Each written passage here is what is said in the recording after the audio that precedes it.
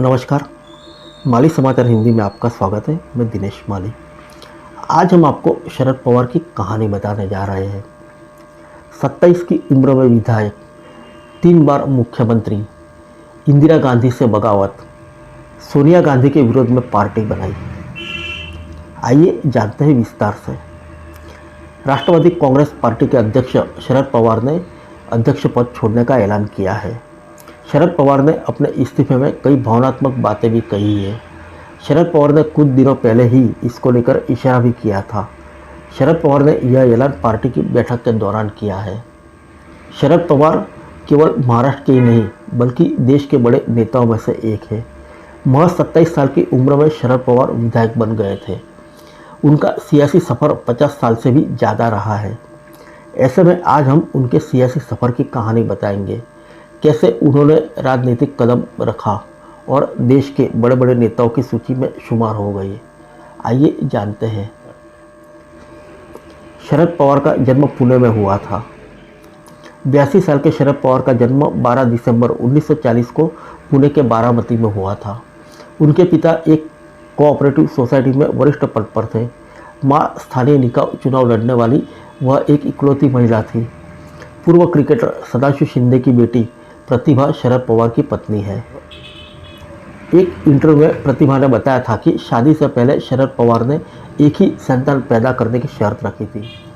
1967 से लेकर 90 तक शरद पवार बारामती सीट पर काबिज रहे। उसके बाद यह सीट उनके भतीजे अजित पवार के पास है। शरद पवार की बेटी सुप्रिया सुले साल 2009 से बारामती की सांसद है। शरद पवार ने बेहद कम उम्र में ही राजनीति में अच्छी पकड़ बना ली थी। जब वह 27 साल के थे तब पहली बार विधायक चुने गए थे और साल 1967 में वह पहली बार विधायक चुने गए। इसके बाद शरद पवार सियासत की बुलंदियों तक पहुँचे।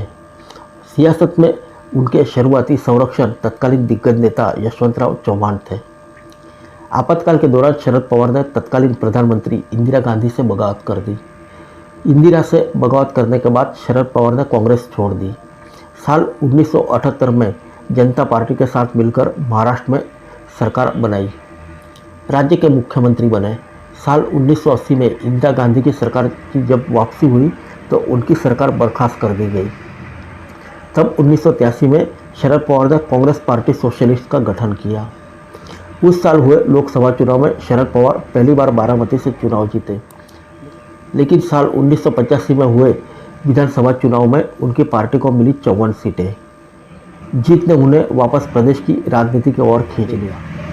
शरद पवार ने लोकसभा से इस्तीफा देकर विधानसभा में विपक्ष का नेतृत्व किया।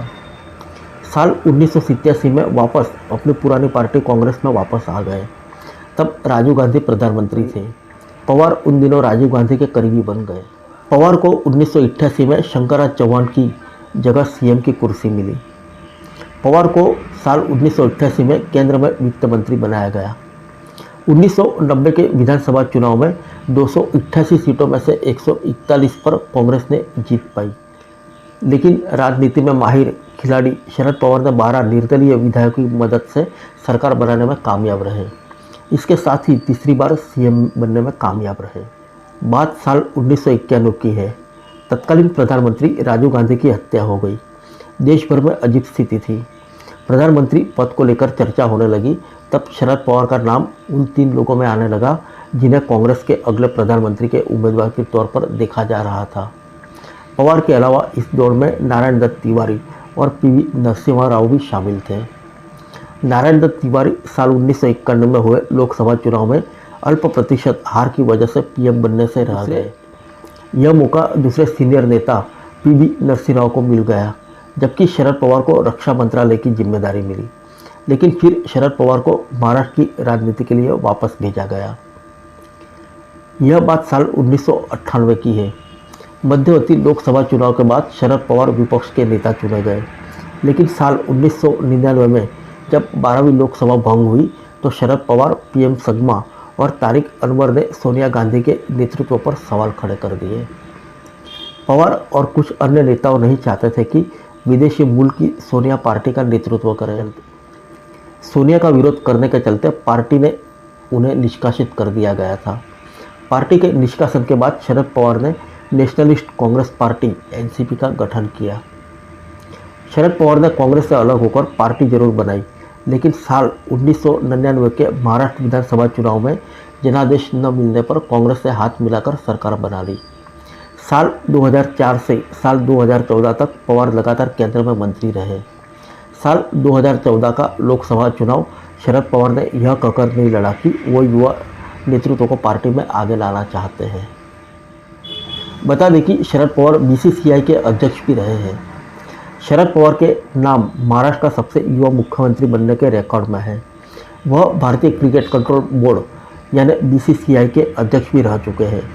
पवार 2005 से 2008 तक बीसीसीआई के चेयरमैन रहे हैं। 2010 में बीसीसीआई के अध्यक्ष भी बने। शरद पवार ने कैंसर से जंग जीती है। एक टीवी चैनल में पवार ने बताया कि 2004 के लोकसभा चुनाव के दौरान उन्हें कैंसर का पता चला था। इसके इलाज के लिए न्यूयॉर्क गए। वहाँ के डॉक्टरों ने भारत में ही कुछ एक्सपर्ट के पास जाने को कहा। तब कृषि मंत्री रहे पवार ने 36 बार रेडिएशन का ट्रीटमेंट लिया। यह बहुत दर्दनाक था। उन्होंने इंटरव्यू में बताया कि सुबह 9 से 2 बजे तक वह मंत्रालय में काम करते थे, फिर 2:30 बजे अपोलो हॉस्पिटल की कीमोथेरेपी लेते थे। वह दर्द इतना होता था कि घर जाकर सोना ही पड़ता था। इसी दौरान एक डॉक्टर ने उनसे कहा कि जरूरी काम पूरे कर लें, आप सिर्फ 6 महीने ही जी सकेंगे। शरद पवार ने डॉक्टर से कहा कि मैं बीमारी की चिंता नहीं करता, आप भी मत करो। पवार ने लोगों को नसीहत दी कि कैंसर से बचना है तो तंबाकू का सेवन तुरंत बंद कर दें। शरद पवार ने एक इंटरव्यू में बताया कि शादी से पहले उन्होंने अपनी पत्नी प्रतिभा पवार के सामने एक ही संतान पैदा करने की शर्त रखी थी। उन्होंने कहा था कि हमारी एक ही संतान होगी, चाहे वह लड़का हो या लड़की। इसके बाद 30 जून 1969 को पुणे में सुप्रिया का जन्म हुआ। फिर मिलेंगे अगले बुलेटिन में अन्य किसी खबर के साथ। तब तक के लिए इजाज़त दीजिए। नमस्कार।